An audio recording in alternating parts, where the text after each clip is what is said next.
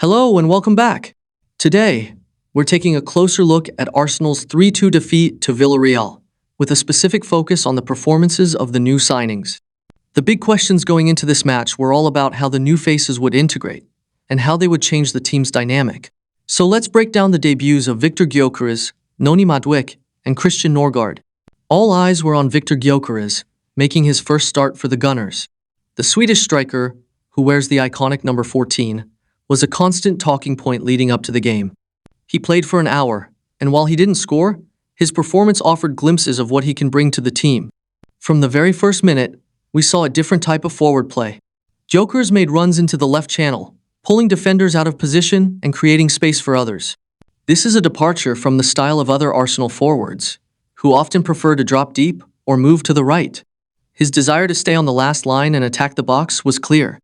He had a golden chance in the second half, forcing a good save from the Villareal keeper with a powerful shot from a tight angle. This was arguably his most decisive action and a clear indication of his goal-scoring instinct. However, it wasn't a perfect debut. He was substituted at the hour mark, and it was evident that he's still working on his match fitness and rhythm with his new teammates. There were moments where his runs weren't picked up, showing that the team will need time to adapt to his style of play. Despite a quieter than expected outing, he demonstrated a different attacking mindset that could be very valuable for Arsenal. Beyond Gyokeres, two other new signings had notable performances. Christian Norgaard, who came with less fanfare, had an excellent debut. Playing in midfield, he was a reassuring presence and demonstrated a strong understanding of his role. His highlight, of course, was his goal, a well-taken header from a corner just before halftime. Norgaard's goal was a crucial one, keeping Arsenal in the game and showcasing his threat from set pieces. On the other hand, Noni Madueke's debut was very brief.